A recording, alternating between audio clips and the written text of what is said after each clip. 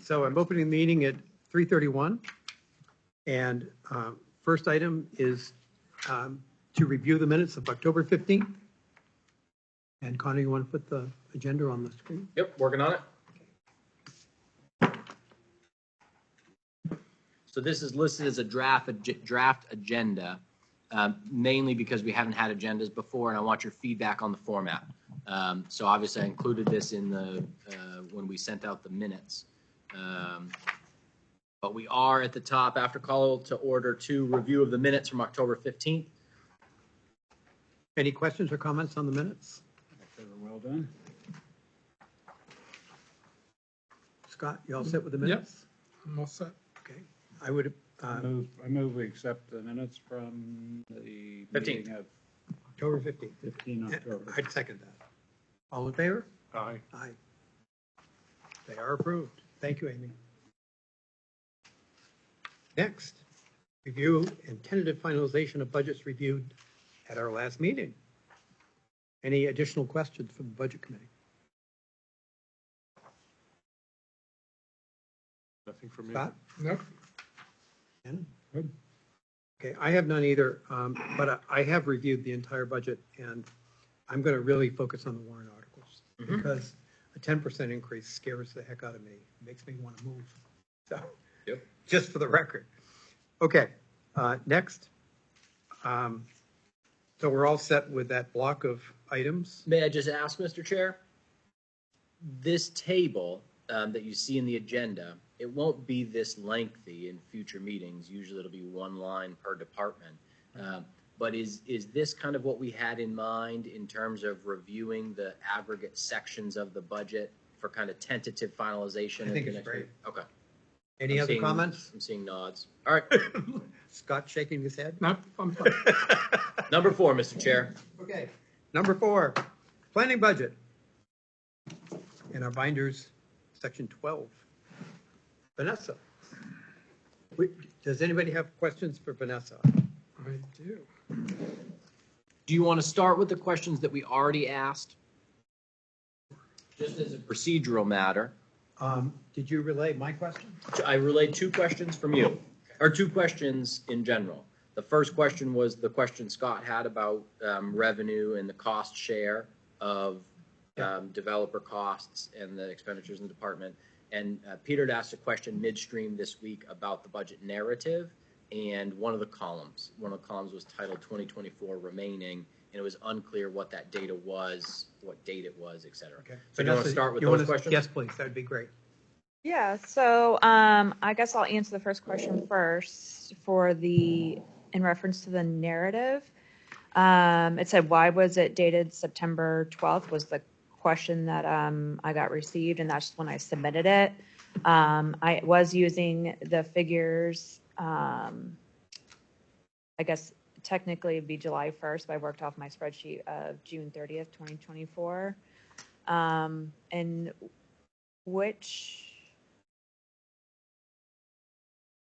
and so I don't know which column that, other than that, I had a question. I'm sorry. I think I can pull up the narrative so we can all look at it if you want. Yeah, I looked at that for a while. I think that in this case, the 2024 remaining is how much there is in the budget, but some items are going to be over budget. And so that's not included in there. I think consistently what we've done, and correct me if I'm wrong, is that remaining is what you expect will be left at. Brief pause in the action. What will be left at the end of the year? Okay. Not what's left is at the moment. Okay. Because if you want to do it that way, I think the other detail that I would like to see then is how much of the budget has been expended. Okay. You know, what time frame is left and what amount of money is left in the budget. Because otherwise I'm trying to piece together what's going on. But it's not consistent with the other departments, but honestly, I don't care. As long as I know. And Yeah, I would like to be consistent if that's how. Require department heads to report the data in that way. And so the budget cover for each department, and I have it up on the screen, shows the year-end estimate in the format that the budget committee has asked for it in the past. How much of this budget do you expect to use by the end of the year? And then also the calculation of how much is remaining. to the point when Peter asked the question, the current expenditures or current remaining for most departments is not helpful information to the extent that sometimes we pay bills at the end of the year or the beginning of the year. And that's why I have worked with the budget committee and the select board to not pay attention to specific year-to-date expenditures month to month and look at what departments expect to spend. Now, the other side of that is at the end of the year, we go back and look, what did a department head estimate that they would use out of this budget for the year, and what were their actual expenditures? That's why the expenditure data is actual audited expenditures, so we can see that, you know, level of transparency. But anyways, so I think that Also- addresses the question, though. So I also note that some of the dates are 2023 and some of them are 2025, which I couldn't quite figure out as well, but yeah, I went off the budget cover. Yeah. Whoops.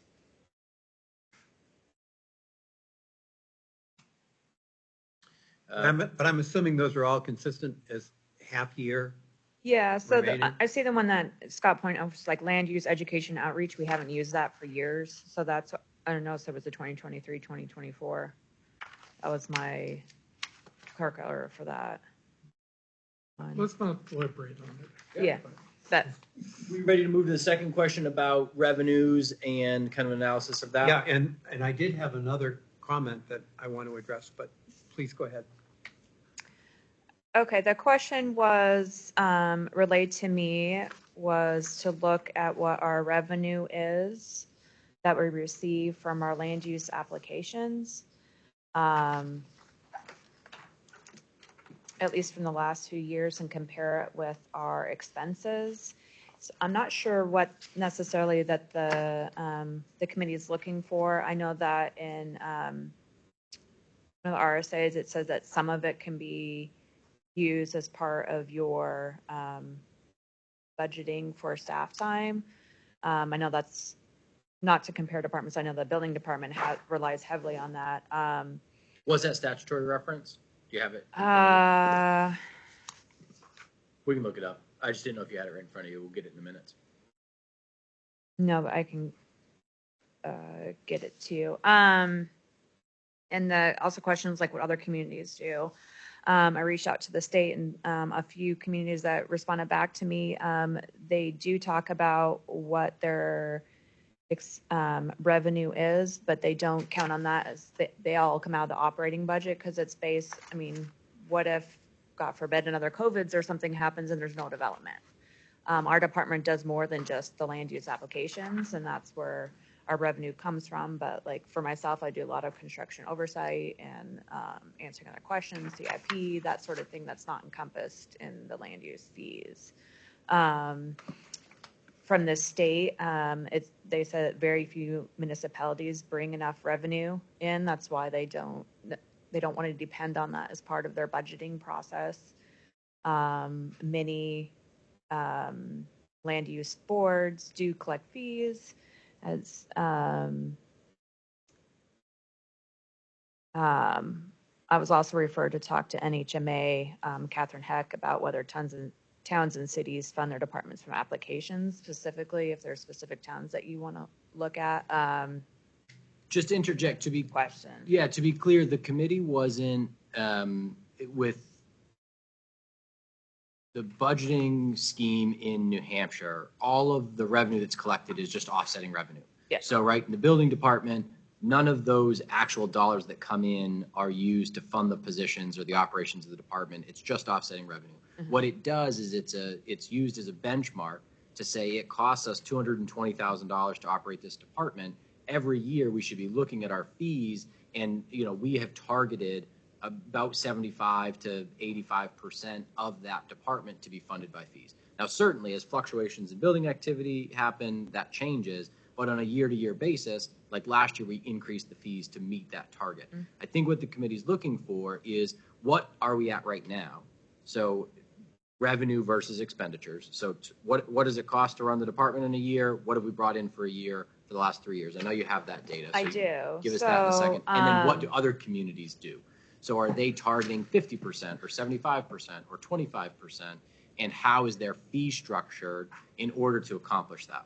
So I can't speak to what their targets are, because the two people that that I got responses back to said that they use it to justificate that for their positions, like Epsom, for example, was one of the people that called me back. They don't do a percentage. They just show like what they bring in versus like their structure is different too. So. And do you have what they bring in versus what they spend? She shared that with me. Yeah. Yeah. So like knowing what their percentage is versus what our I percentage guess, is yeah. could be helpful. I guess, Yep. yeah. Okay. So for going back to the fee structure as well, both of the planning board and zoning board relooked at their rules of procedure within the last couple of years and updated their fee structure. The ZBA, the biggest fee structure that their applications is still the same as it's been for the last forever so long. There's a big hefty cost for advertising, so that's also why they decided not to increase their fees. Going with the planning board, we did increase the fees for major applications more because they take more time. As a side note, the planning board didn't think that we were charging enough, but when we saw what communities around us are, it's pretty much at the same point. Now looking at, if you wanted to start at like 2021 is where I had pulled what our revenue was, which was about, let's see, $16,000. That was from both planning and zoning board income. And then Which is minor. yeah, and that's roughly, I mean, if going forward, like 2022 was a decrease. That was about 12,000. Estimated, I'm sorry, I'm looking at the wrong column. The actual was an increase, about 19,000. 2023 actual was about 19,000. So right now it's an estimate at 16,000, but I'm sure that we exceed that. So the revenue is going up as well as our budget is going up. So, Current year budget is 223,000. yeah. Yeah, I guess I just wondered, to your point, is there actually I mean, how do we price this? It sounds like it's sort of what we feel like. Is there anything that's more mathematical or something that we're trying to work to, even if it's not all done this year, but over time?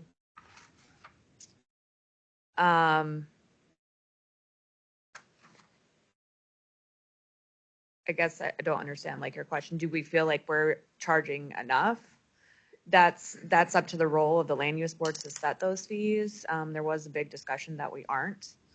Well, annually, I don't know. the advisory budget committee has recommended changes to fee structures for all the fees Okay. collected in the town, right? It's not unique to land use. I think what the advisory budget committee has done in the past is set targets, like for the transfer station, building department, and said, we should be looking to collect revenue to offset some of these expenditures for the residents.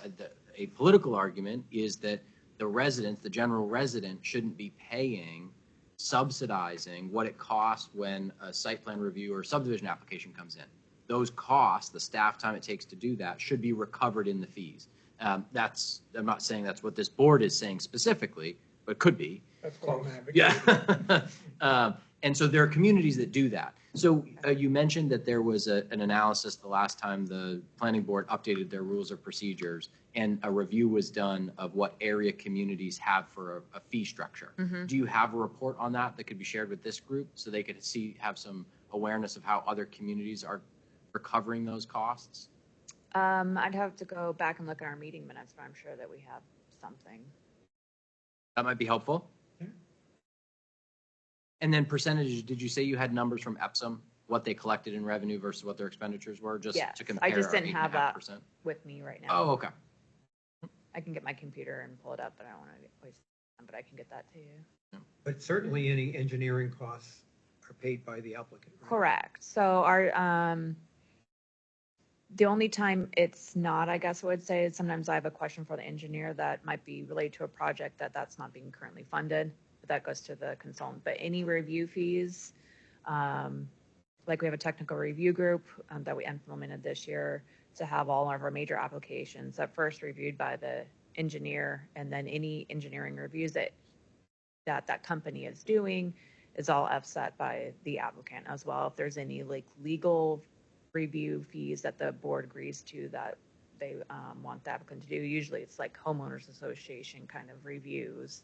So what we've had or that sort of thing, that's all cost borne to the applicant. And how do you know that that cost that you charge is covering the cost that it actually takes?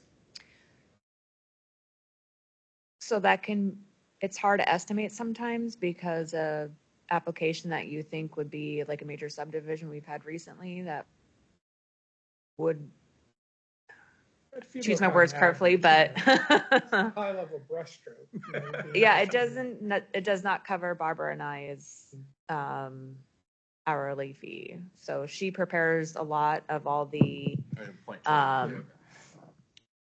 all of the administration side of it, as far as like advertising, putting together advertisements, mailing everything out. The cost for mailing is borne by the applicant as well. So we're I not guess paying my for thought that. was this is just one of those areas where it seems obvious that there's an opportunity to have the residents only pay for part of it and have the people who are actually using the service subsidize that cost. Mhm. So if we could just take a look at that over the next couple months, it'd be interesting to see what you find. As far, can you clarify that a little bit? So for if me? we say, for example, we want X percentage of the cost of running the department Okay. to be borne by user fees. Okay, What would that be? How much would it be? What would be the impact of that? okay. And what other communities have a fee What other structure that communities? accomplishes Yeah, that? yeah. Because there's a statutory framework for recovering those costs, just like there is in the building department and other municipal operations. And so finding those communities that have a fee structure that is aggressive enough to recover more than the 8.5% that it seems like we recover, so that the committee can evaluate a recommendation to the planning board about reevaluating the fees in order to shift the burden from existing residents to applicants. Excellent. So we'll keep that as a pending item and we'll get a report back at a Yep, future meeting. sounds good. Okay. The last thing I had was, do you have a detailed description of what the new person would do with their conservation? We have a job Yes. description that was approved by the select board last night. I'll send it to the committee. And can you just quickly describe for me, what does that person do 40 hours a week? So the idea. I find that hard to get in my Yeah, head. so the idea of it, I know for the last few years, the Conservation Commission was pushing for a part-time person. And just with our workload, we're looking for a part-time person potentially. So it seemed like it was a good fit for that. So initially, it might be heavy in conservation to do like what they have a lot of their volunteers doing, like conservation easements, monitoring. I don't know if he's But looking again, to in put my it up, mind, but that can't be 40 hours a week. I don't understand that. yeah, and then the other portion of being in our office to help out wherever is needed. So like, for example, this week we have 8 applications. It would have been nice to have like an extra set of hands to help out with the review process and Dan, that you sort of want to- thing. I was just going to say, in our discussion last night, select board approved this position. First of all, operating budget's only paid 20%. So, Yeah, but that catches up with us after a while. well, in about That sounds good in initially. 7 or 8 years, so that increases. But the idea was that this person would be part-time as far as Conservation Commission is concerned, but would be the backup and for the rest of the land use office. So this person is supposedly conservation assistant for conservation. In fact, they'll be the rest of their time will be spent with Vanessa, the rest of the land. There's a lot of things we don't do, right? So the Conservation Commission has an impressive portfolio of conserved properties across the town. And that is an all-volunteer group and with limited staff support from the land use office. And so as a result, we have literally thousands of acres of conserved property that we have 2 forest management plans. We only have 2 forest management plans, for any of the properties across all the town. We have 0 recreation plans. We have a good trails guide. Credit to the volunteers. The amount that we have been able to accomplish only on volunteers is impressive. But I believe we're doing a disservice to our current and future residents by not having more professional support for the conservation portfolio that we have. It's important to bear in mind, and this isn't part of the proposal because we shouldn't count on this, but the developing and implementing forest management plans for the thousands of acres of conservation property that we have will generate revenue, and if implemented appropriately, could offset a large portion of this position.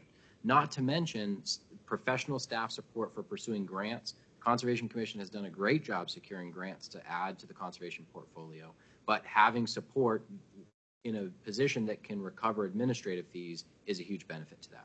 On the land use side, there is a lot that we don't do, right? We have next to nothing of an economic development arm, which is essentially important in a community that's growing in the way that Barrington is growing. The to-do list in the land use office is too long based on the time and availability of staff to keep up with the non-essential tasks that a land use office is can really propel a land use office and land use regulations in a community.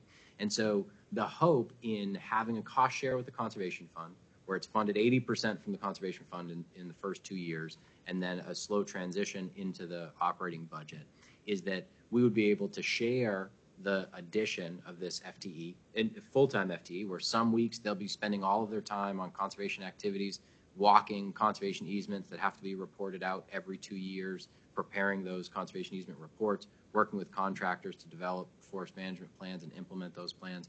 But also in weeks when there's 8 applications in the land use office, they're supporting the planning board, zoning board.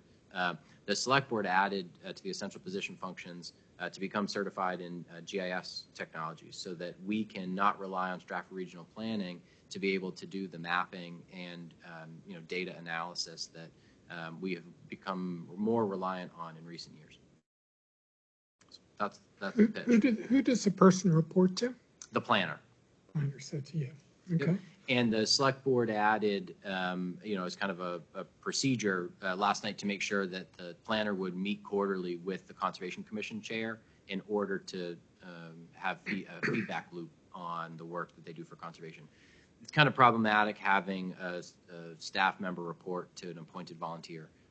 And so having the reporting structure go through staff makes the most sense, but looping in the appointed volunteers in that way is recommended. So I guess, Dan, and you just answered why the number of hours is 2,000 hours and the amount of wages is 5,800, 5,900. It might be useful if you go back and revise, just because somebody might come back and look at this, revise in your narrative that that's what's happening.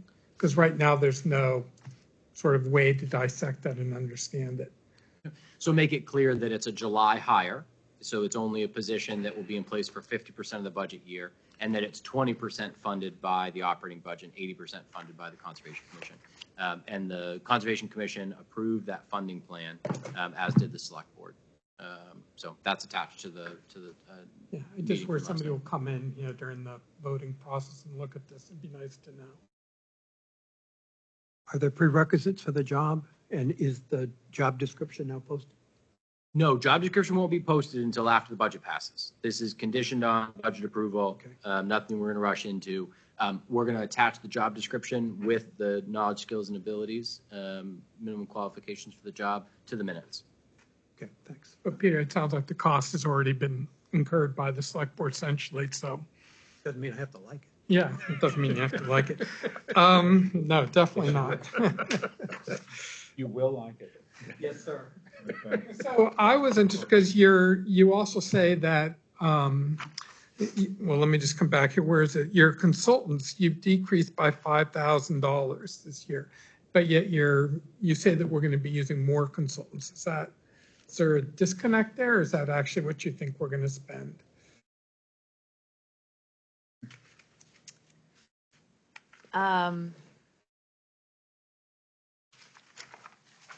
We were supposed to look at ways to decrease our budget. So right now, I know we're working with consultants as you're a part of that was funded through a grant opportunity. So I think if we look at more grant opportunities in the future, we might be able to do that. looking, in addition to doing a master plan land use chapter that might be funded partially through recreation and conservation. So there was also reasons why to potentially decrease, at least for next year's budget phase, to reflect that. Right now, the most that I use it for is currently is if I need help from the engineer. Last year, or this year, we're finishing up regulations that they've helped rewrite.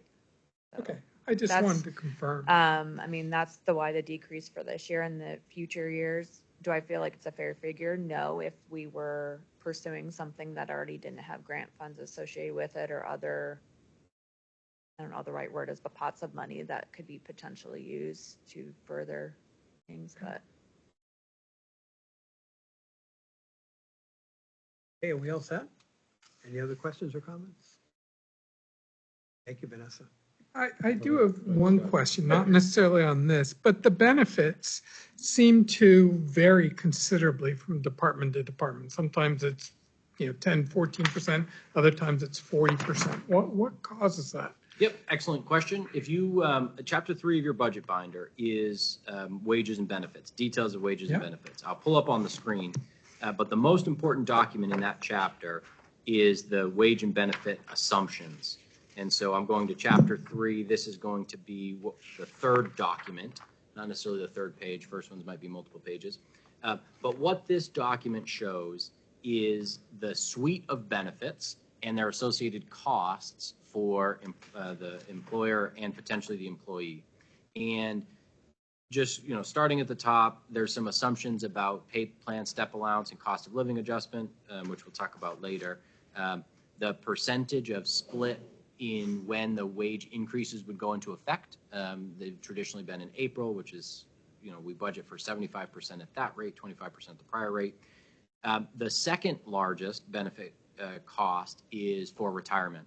And you'll notice that for a regular municipal employee, the rate that we contribute of their wages, the rate of their wages is 13.5%. Whereas in police and fire, it's over 30%. So in comparing those two departments, that's a big swing in benefit cost per person. The next suite of benefits are very minor cost differences. The payroll taxes, for example, full-time police and fire don't pay into Social Security because the pension benefits are believed to the federal government to be sufficient. The unemployment compensation, workers' compensation, you'll notice these percentages. Obviously, the biggest percentages are volunteer firefighters. So, I mean, that does make a difference when our call force, the budget for that 8.75% is kind of a big deal. Anyways, then you get down to health insurance. And this is the bread and butter of the biggest difference is health election. So at the low end, if we have a full-time employee that's eligible for health benefits and they're single, they're not married, they don't have a family, and they have health insurance somewhere else, maybe through their parents, they are entitled to a $50 per week in lieu of benefit, $2,600 a year, and that's the floor. Mm-hmm. The ceiling is that you have the same person who is eligible, or the same position, eligible for health benefit, is married, has a family. And the ceiling for our cost is 85% of the health AB 10 family plan, which is $870 a week, which is, we're only responsible for 85% of that. Times 52, 38,000. So there's a potential swing, and this is what I talk about when I talk about census changes. Yeah. You have somebody come in, and so there's a swing of, $35,000, a potential swing of $35,000. And what drew my eye to that is it for the tax collector. Oh, you haven't got there yet. Can we wait? I know. But it's related. I just noticed that the employee benefits was more than the salaries. Yes. Which just seemed odd. So let me pull. Sorry, I don't mean to jump ahead, but it's on the same topic.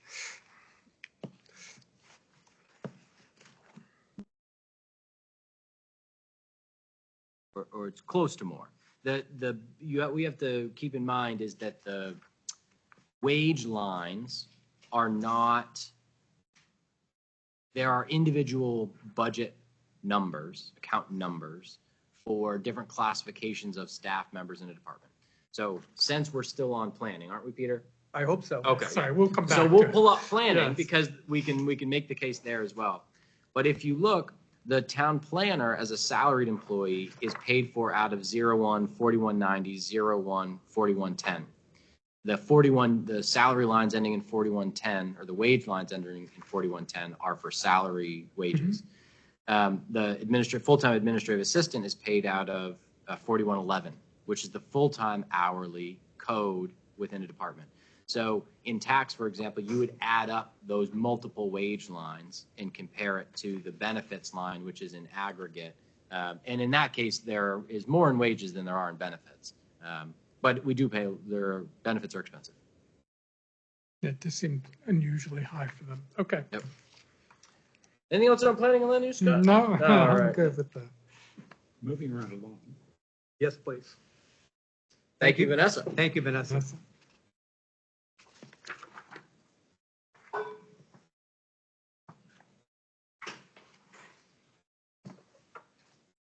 James Jennison, your building inspector, code enforcement officer, zoning administrator. Thank you for having me. There were no pre-planned questions, Mr. Chair. Correct. Happy to answer. Questions now? Yeah. So what's the plan with Jamie, not with Jamie, with John Huckins? You still have him in here for, I guess, a good portion of the year. Sure, he's a part-time employee, so he's working 20 hours a week, if that answers your question. John How and long- Jamie basically switched positions. That was kind of the succession management plan. Okay, I thought John was retiring at some point. So he did retire, but came back in a part-time position. He works Monday through Thursday, 7 to noon every day. Okay. And then fills in on off hours when I'm not around, where he's an hourly employee.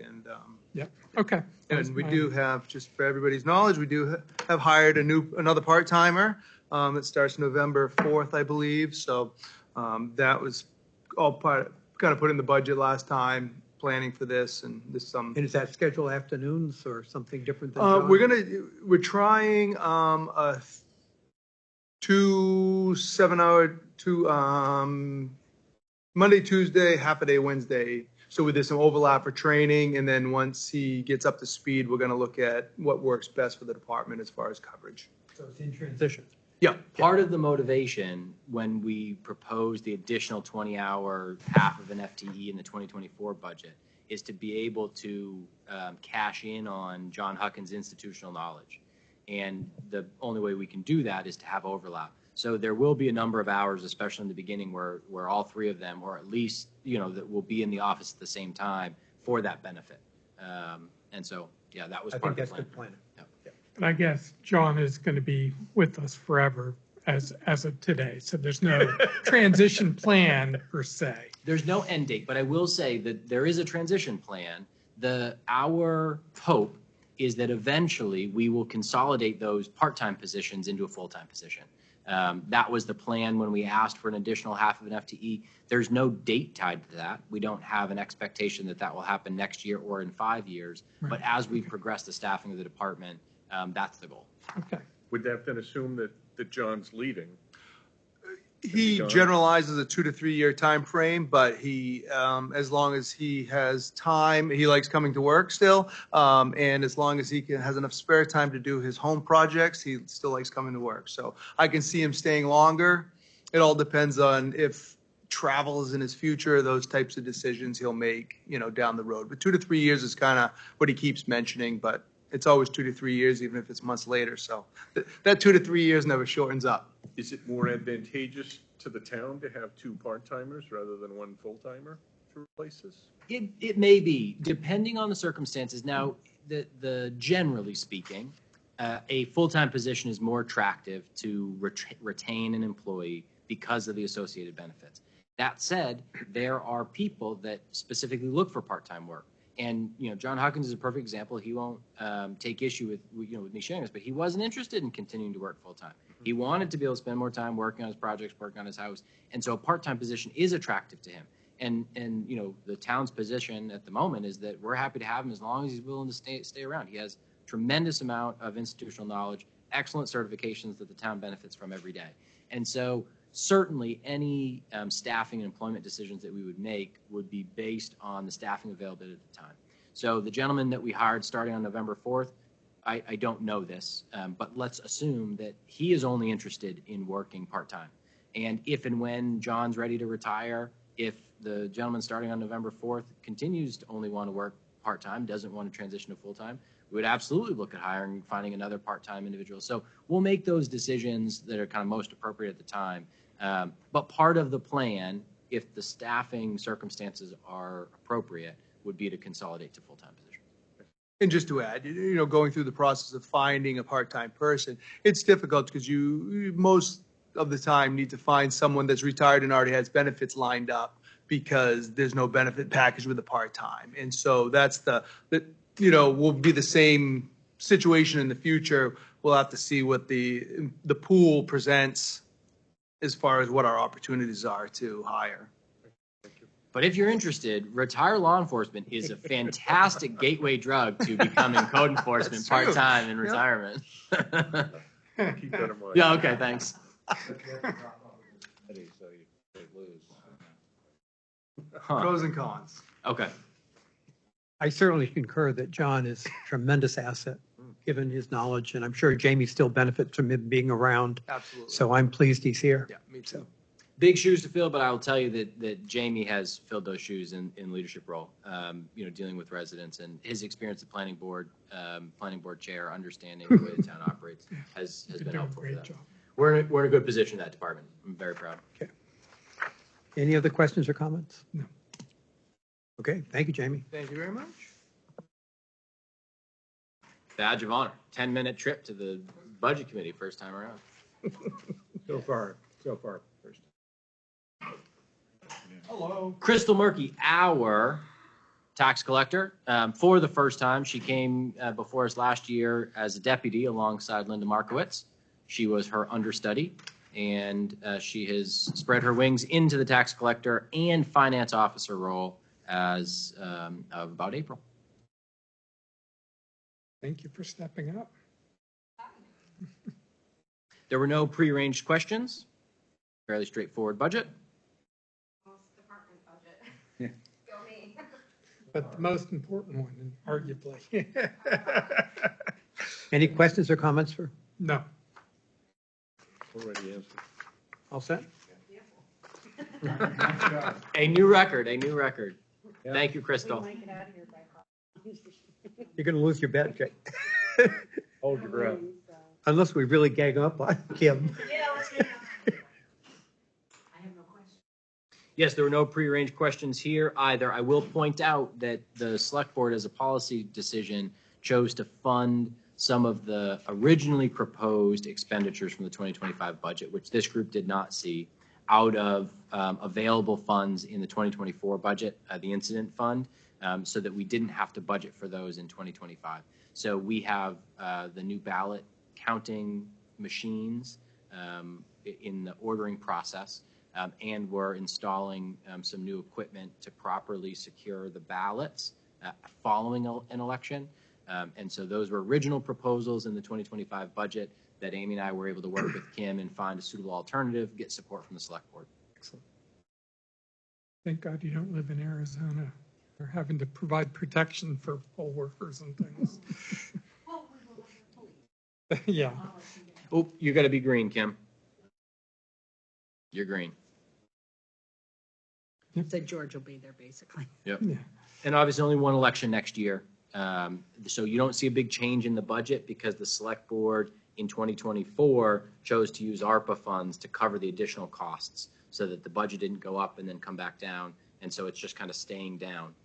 So are you saying some of these numbers are going to be reduced, given that we're using some of the incident fund from this year? Or these are net of that? That's less. No, the year-end estimate that's presented is accurate. Because, we have 4 elections. One really big one coming up. But we'll give you a report in December once the November election is all paid through. We'll give you a report of how much from elections was paid out of the ARPA funds. Okay. And I transfer the funds monthly after every overage. I move it over to ARPA anyway. So you won't see it go over and then like drastically reduce at the end of the year. It'll just look like a level budget. All right, thanks. Yeah. another reason why we don't push out year-to-date expenditures, Peter sees them as treasurer, but we don't push out the year-to-date expenditures because of those fluctuations. So, yep, good question. Everybody okay? Yep. Thank you, Kim. Easy peasy. Almost a record. I'll just put it on record because we Record for talked you. about it in the building department. Also, part of the future staffing plan includes consolidating the 2 part-time positions in the town clerk's office. So right now, we have essentially 3 FTEs. We have Kim, who's the full-time elected town clerk. We have a full-time deputy town clerk, and we have 2 part-time town clerk assistants. And the future staffing plan would be to consolidate the 2 part-time positions. Again, if the current staffing and the labor market supports that transition. But that's a plan that we've had for a while, but we have good incumbents in the positions, and there hasn't been the need or opportunity to consolidate the part-time positions. So just Thank you. FYI, because we'll all be here again in 3 years when that proposal does come forward, and I want to be able to say, remember. Yeah. Talked about this. Thanks, Kim. Thanks, Kim. Okay, now we're going to look ahead to next week. We'll go back to the agenda here.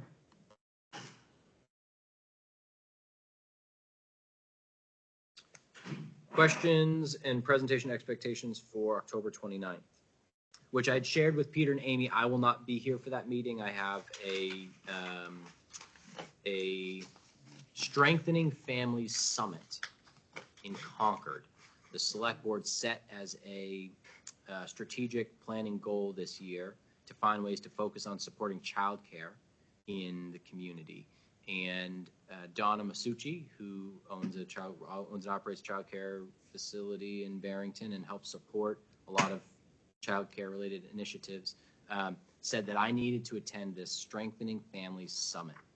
So I look forward to reporting back on what I learned, but I will be there for the day and then NHMA for the next 2 days. So I won't be here on the 29th. My apologies in advance. You just say you had a better offer. That's right. We're gonna come back. Barrington's gonna have the strongest families after I go to the Strengthening Families Summit. We already have the strengths, we're just strengthening. Strengthen. Yeah, I get it. Excellent point. Strengthening.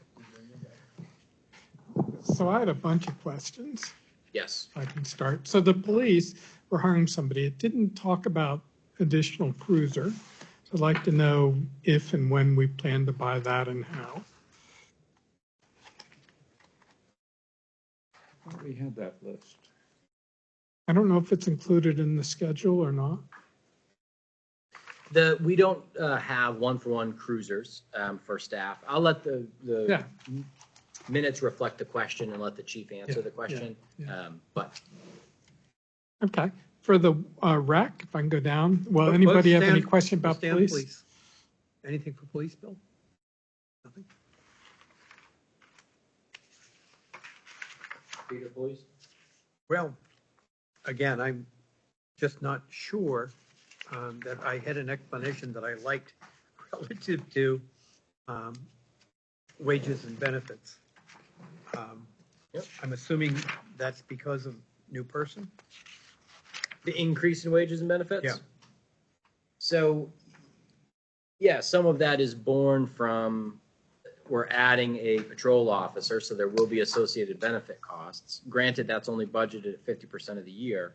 But some of that may also be born from the census changes that we may have experienced in that department in the last 12 months since the last time we put the budget together. Now, I will point out, and this also is in Chapter 3. I'll pull it up on the screen here. Oh, I did the same thing again. I apologize.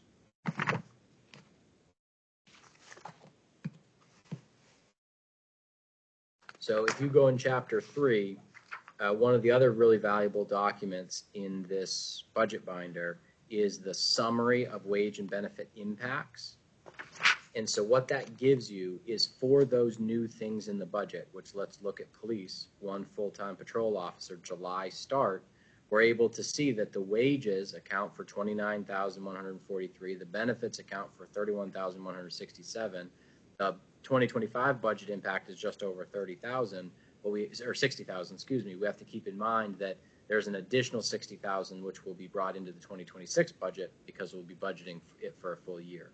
So for those additions to the budget, this level of detail is available. So you could subtract out the other, benefit changes to figure out what is reflective of just the existing staff. But that's a variable given who we hire, right? Yes, precisely. Yep. So, and I will tell you, hopefully you understand, hopefully I built a reputation of budgeting as precisely as possible. We know that it's impossible to maintain a level of precision with unknowns. In the past, I have taken vacancies and budgeted for the highest possible cost. And that seemed an appropriate way to make sure that we didn't end up with a budget shortfall. It really was in the fire department because we're about to have 3 full-time vacancies in that department, and budgeting for 3 full-time vacancies could get really expensive. Truth be told, we haven't paid family plan health insurance for one of our firefighters in a number of years. The firefighters that we have aren't generally at a phase of life where they're married and have a family like some of our other departments. And so I talked to the chief about, what would be a good compromise on how we would budget for that. And so we budgeted those positions, those vacant positions, for benefits at a 2-person level, kind of midstream. So if we end up with hiring somebody with a family and then somebody that's single, kind of even it out. There is some risk in doing that. That's one of the reasons we have the incident fund. We generally have about a 3% budget surplus at the end of the year, which can help accommodate some of those changes. So it's not an exact science, but that's how we've done in the past and some of the changes that I've made recently. But because the benefits can be so extraordinary, they can really be big. I don't think I'd oppose doing the worst case scenario and putting that in, even though it's going to mean if that doesn't materialize, there's going to be more money in unfunded, unassigned fund balance. Unassigned fund balance. Yeah, it's a crystal ball shot. It is a crystal ball shot. I guess my comfort level based on budget utilization in the 6 years that I've been here has been, we haven't experienced a situation where we've had turnover, a bunch of, single people taking the in lieu of benefit and hiring on, 6 people with families. Certainly we don't make employment decisions on that, make that clear, get that on the record. But that we haven't experienced big changes like that. But as a small organization, that's a risk that just exists. I did ask the select board 3 years ago, maybe 4 years ago, I asked the select board to take a return of surplus from our health insurance provider. They are governed in such a way that they can only maintain a certain level of surplus before they have to give it back to their members. And they did that for quite a few years in a row until COVID, and then costs have just skyrocketed. But I proposed to the select board, we had about $80,000 coming to the town. And I proposed to the select board that we use that money to set up a capital reserve fund, not directly for those that pay attention, but use that as justification to the community to transfer $80,000 to a capital reserve fund at town meeting as a emergency backup for census changes or unanticipated fluctuations in benefit costs throughout the year. And I still think that's a good idea. I thought it was a good idea. How about more broadly for kind of like a capital reserve incident fund? Right. Yeah, that might be harder to pass at town town meeting. meeting. You think so? I would argue, if I was a resident, I would argue that's what unassigned fund balance is for. You can go to the DRA any year and say, I've had an emergency, I need to use some of that. So I don't know. The select board wasn't crazy about the idea because they felt like there was generally enough available surplus in an average budget that we were able to accommodate. And they're not wrong. We haven't gotten our backs against the wall, but I would feel more comfortable budgeting more precisely and more, without as much of a buffer if we had a relief valve like that capital reserve fund. So maybe it's something that we reevaluate next year. I tend to agree with you that instead of budgeting for the worst case or the most expensive, we hit the middle of the road.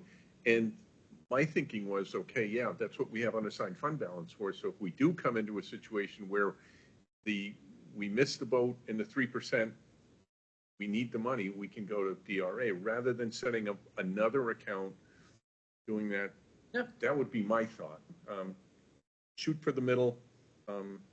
Otherwise, I think you would tend to get large spikes where you're saying we need to budget all this money and we end up not using it or not having to spend that. So I kind of like the middle of the road.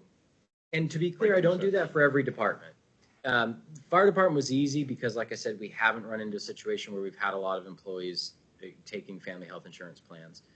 Some other departments, a lot of the departments in this building, a lot of the staff members are married and have families. And so I'd always done it the same across all the departments. And so this is the first year I did it a little bit different.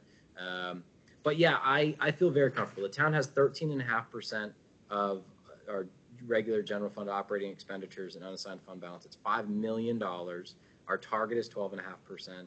And, in the 6 years I've been here, we haven't had to go to DRA for emergency expenditures, but why that is there. That's a main part of the reason, cash flow and for emergency expenditures. And so, good questions, good conversation. I appreciate the feedback. We earn interest on unassigned fund balance? We've got a shark in the treasurer role. That, Very active shark, I must say. but yes, we do. Had we moved on from police? I believe we have. You all set, Scott? Yep. Dennis?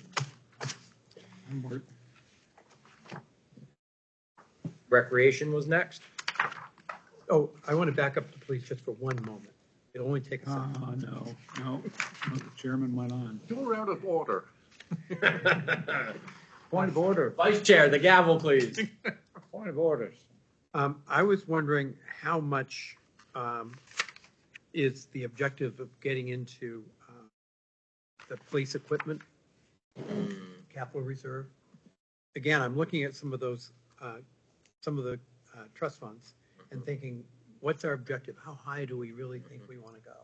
Yep. So that's just a general question. And We can have George put some more meat on the bone for the equipment replacement schedule. I'll give you a teaser. Our body-worn cameras and tasers, we intend to consolidate that contract in the next year and fund that kind of like an upfront balloon payment out of the equipment capital reserve in order to not have a spike in the operating budget.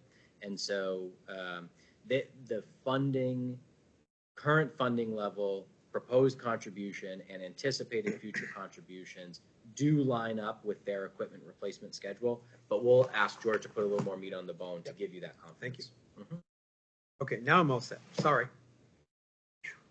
It wasn't too bad. Come on. For you, bad. Recreation.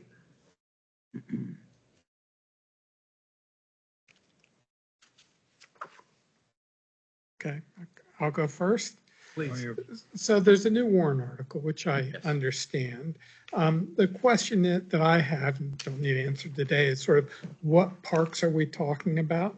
Are we trying to offset any of that with user fees, and what specific costs are going to be expended next year as part of that?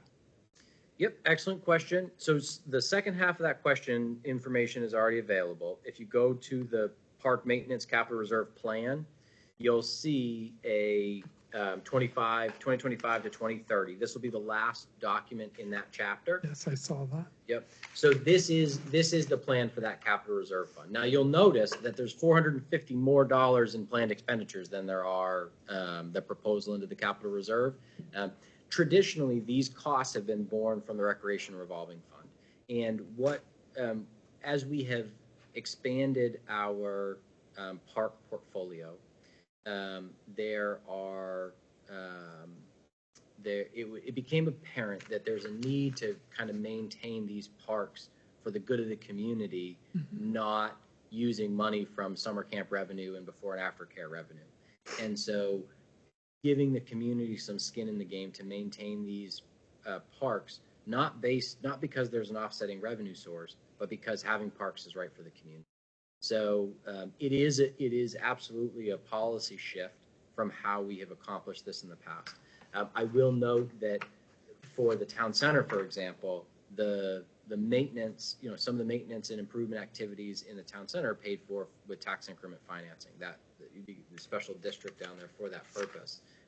So this is primarily for the park on Ransdale, but for improvements to general park maintenance and improvement. So are you generally just asking permission to have a Parks and Recreation Department? Why not just fold this into the regular operating budget for recreation? Excellent question. And we talked about this at the select board last night. Yeah. So our recreation department is a Parks and Recreation department. And so, kind of if you were going to pick an official start date, kind of maybe the most official start date is yesterday, because it's the first time that we said to the select board, hey, this is Parks and Recreation, do you agree? And the select board said, yeah, it's Parks and Recreation. But that evolution has happened over many years, really starting in 2019 when they started implementing their strategic plan. And so they are a Parks and Recreation department. They're actually going to be going through a process for rebranding. To the point of operating expenses, there are fluctuations. Everything they need to do for parks maintenance doesn't need to be done every single year. So opposed to changing the operating budget level from 20,000 to 15,000 to 20,000 to 15,000, keep level funding, say a $20,000 contribution, and building up a little bit of reserve for whether there's unanticipated maintenance activities is a way to stabilize the funding going in with the variable annual expenditures going out. That's the why. And so you're saying that the amount that's going to be extra this year, I can't see it really, it's $250 or something? 450. Yeah. So we're not really building a cushion here at all. No, not in the first year. I mean, this is year one, right? But in year two, we'll build a cushion of about $5,000. Okay. And that will compound over time. But you'll notice, and we'll see the capital improvement program once it's finalized. I expect that to be finalized on November 4th. But we'll see that document, and you'll see the remaining components of the Recreation Department strategic plan, what capital projects are in there. And so similar to our other infrastructure projects, those projects will take some advanced planning in order to get costs and get those projects kind of shovel ready to bring a proposal, whether it's to residents or a granting agency. And so part of the proposed purpose for this capital reserve is to have expansion, park expansion be part of the purpose. So funds could be used for that in the future, kind of some of the advanced levels of planning for future capital So projects. the first year deficit of $450 comes out of the revolving fund or out of Yes. incident fund? Revolving Or fund. what? Revolving fund. Yep. And what happens if voters say no to this? Revolving fund continues to carry the burden. And it can absorb it? It can absorb it by offsetting, they set a budget for the revolving fund, revenue and expenditures. Now, the difference obviously is it's not a zero-based budget where they're starting over every year. They're building, because that revenue doesn't go away, it stays in that feedback loop. And so they propose programs that don't bring in revenue as part of their annual revolving fund budget. And if they had $20,000 of additional expenditures without offsetting revenue, that's less in programs that don't bring in revenue that they can fund from the revolving fund. But of course, all of the programming from that department is born from the revolving fund. The operating budget is just staff costs. Yeah, it'd just be helpful almost to clarify in the budget description, like it doesn't involve the common and things, because I think that's where people's minds will naturally jump to, right? And so define that a little bit better would be useful. That makes sense. Just clarify in the purpose, explanation and purpose for the operating budget and capital reserve contribution that it's independent of the town center tax increment financing district and available funding. Yeah, thanks.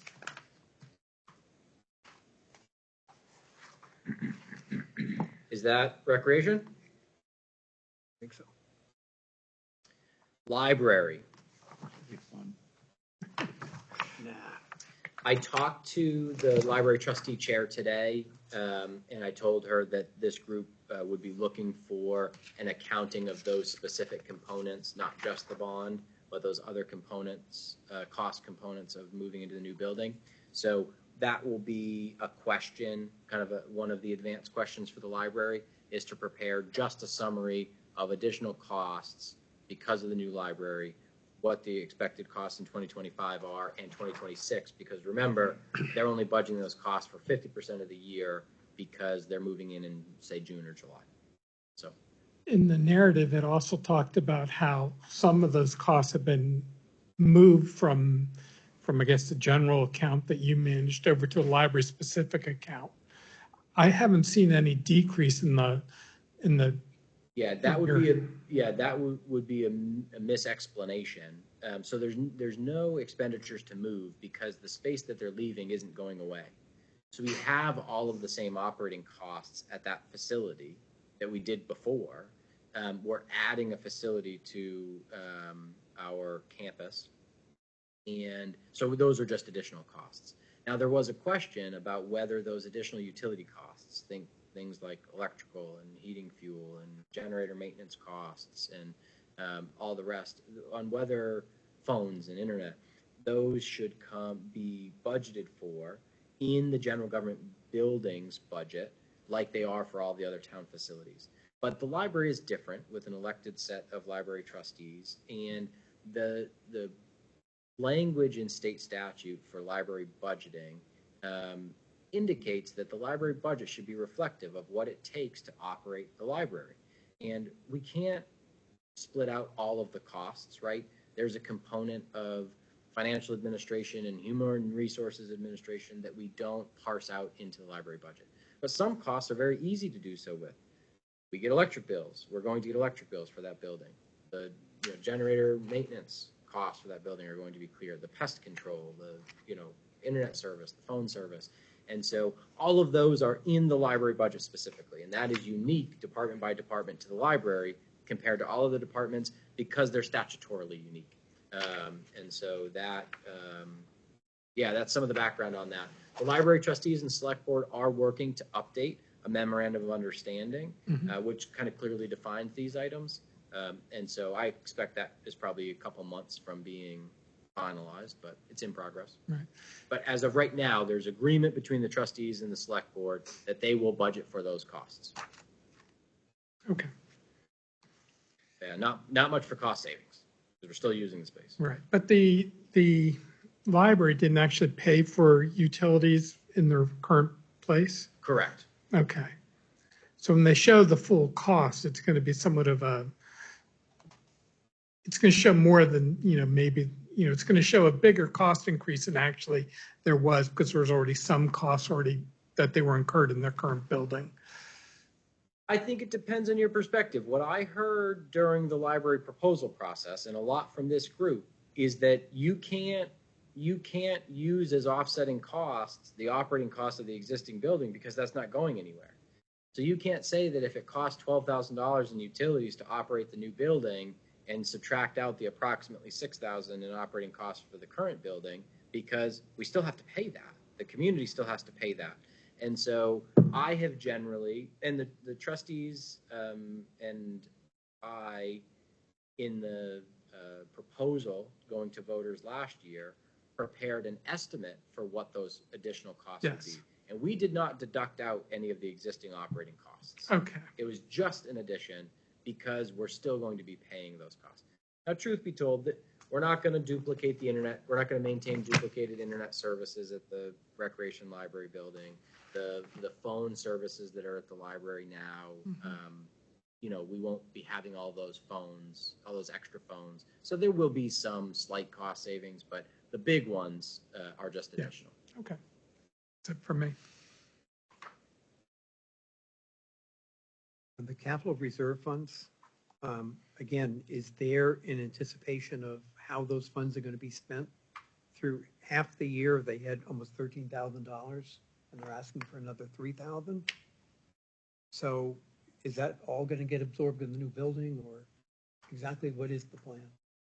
We'll get that question in minutes. I have no idea. To my knowledge, and you may know better than me, is your previous role in the trustees and long tenure on the budget committee. I don't think I've ever seen a comprehensive, capital plan for that technology I don't- capital reserve. No, I haven't I either. think it's generally been presented as, hey, listen, it's $3,000 a year. It's not a whole lot. We have technology needs in the future, but we could certainly challenge them to give us some specific. And I think you're going to see two servers.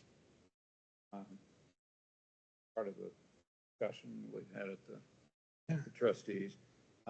There are going to be some changes in the technology. Yeah. It was a bigger building.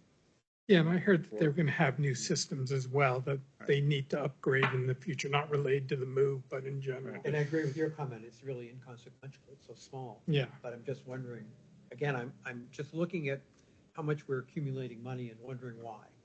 Yeah, I think it's a very fair question. But another one, I have to express my ignorance. There's a trust account called Library and Communication Center for $27,000. Qu'est-ce que c'est? Library and community center probably says, or it's Community supposed to center, say. yes. Yeah. So that was the capital reserve account that was started the year following the second failed library proposal. I think it started with 25,000, then it was 20, then it was another 25.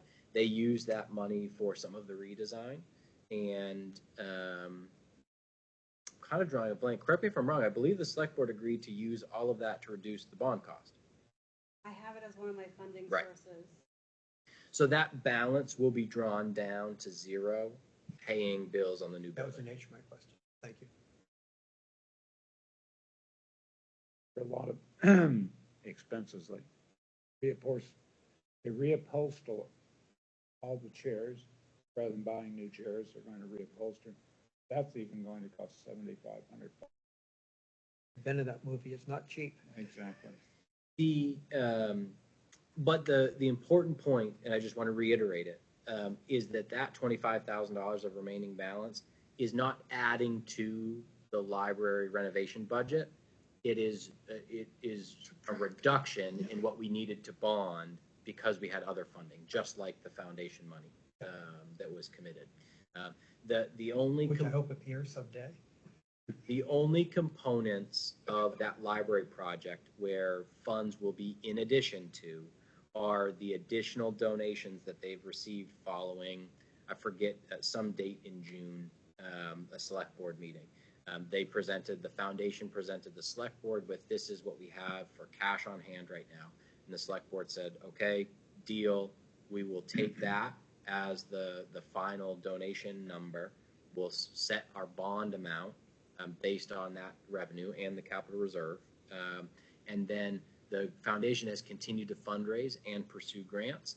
And their intent is all of the additional donations that they're bringing in after that date is adding to the project budget. They're not using that money to reduce the total project cost. They're using that to add to the total scope that they're able to accomplish. So, and they're doing that transparently. I mean, that was the deal, quote unquote, they made with the select board when setting the bond amount. Okay. Anything else on the library? Great. I think that's it. One other note, I like the new updated slide that you have where it calls out the bond. Are you okay with that? Yeah, that's what we talked about. Yeah, That's- yeah. that's I just what want to make sure you were okay with That the way was all it that. was presented. No, that- Thank you for the feedback. Yeah, I updated the presentation. The presentation I made to the select board last night, I used that slide. Okay. And I brought up the comments from the select board. That Okay. was what we discussed. Yeah, Just so that I think people have a little better understanding of what the increase is. exactly.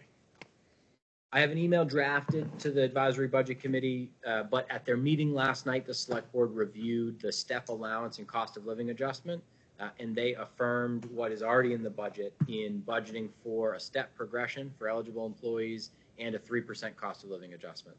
There was brief discussion that the data supported 3.07% increase. There was a proposal for a 3.1% cost of living adjustment, but they settled on 3% as a good round number to move forward with. So we have those numbers already in the budget, so nothing's changing. We don't need to see different numbers based on that. But I wanted to give you that update policy direction from the select board. Thank you. Feedback on the agenda. You like that structure? Yeah. So we'll take I like every week, we'll take the minutes, and I have to give Amy a lot of credit. She's very efficient with She is. turnaround on the minutes. And she'll be preparing the next week's agenda along with the minutes. So those will go out together. She'll send them to me for review, and then I'll send them to you. But truth be told, it's a cursory review. I send it so I get the credit, but I think I don't you know what- added like 3 pages to my minutes. oh, I did actually add a lot last time. I yeah. suspect I knew you she- were gonna though, because it was your presentation. Yeah. So you do that every year. I gotta correct what I said in the minutes, Say- not, yeah. Submitted by Connor and Amy. Yeah. Most I get of the them- feeling she's running behind you, trying to clean up everything. Yes, 100%. Yeah. And we'll take those, we'll pull out those questions, just like we did with this agenda. We'll pull out those questions for the department presentations next week. And we'll put them right in the agenda. So we make sure that we address those that same way. Okay, great. We'll keep doing it that way then. One more item. We're tentatively scheduled for November 6th. So I'm assuming we should wait until we get through our meetings next week and decide whether that meeting is of any great importance or not. That makes sense? Is that the one we're doing the warrant articles for? I think it's a general budget. General discussion, I thought. I think it was built-in day. Yeah. We could do whatever we need to do. Right. So I would suggest that we won't know. It might be a good opportunity for this group to kind of dig into the CIP. So I suspect that the CIP will be finalized on the 4th. I suspect there won't be a lot of changes at that meeting, so we can get a copy to the budget committee by next week's meeting and give the select board or the advisory budget committee an opportunity at that meeting to dig into the specifics and understand some of the connection between the proposed capital reserve contributions and the kind of funding levels necessary. The select board, for their purpose, last night approved the funding plan that I proposed to them to fund the vast majority of those capital program entries. And so there's a joint meeting on the 4th with the select board and the planning board. And so that's a new process that we haven't done that before. And it's kind of short notice for the planning board members. So, time will tell exactly what we get out of that meeting. But I suspect maybe that'd be a good time to do that. Sure. I will not be able to make it on the 6th in here. I can make it from out there. So I can join electronically, but I will not physically be here, so. Fun to do that. I remember, Dannon, are you still there? Sorry, just came out of the Lamar Valley, and so, just getting cell reception back. You can swear to yourself on mute when you see the capital improvement Yes, plan. There's an ongoing history lesson. We're here in Lincoln County where Billy the Kid and And I would like to propose for next year that the capital improvement program development process involve the advisory budget committee on the front end and the tail end, so that almost in the summer, during the summer, when department heads are starting to develop their updated proposals and their evolving needs, that there's conversation with the advisory budget committee at that stage to help assert some influence, and then circle back to the advisory budget committee at the end also, as a way to accomplish an initiative that Scott has talked about, which is this group should have some role in the long-range planning for the town, not just discrete one-year buckets. And I think that process, I think the select board would be amenable to that process. So this would be a good way, dedicate one meeting to CIP this year and, see how it goes, see what the thoughts and opinions are. There probably won't be a lot of things that change this cycle for warrant articles. And of course, the capital improvement program will already be adopted. But we'll make sure that we There you have go. copies, most updated copies of the CIP for all of you to take home on next week, and it'll be available electronically also. Okay, thank you. Anything else? Bill? I suggest we adjourn. Adjourn? Second. All approved, yes. Approved.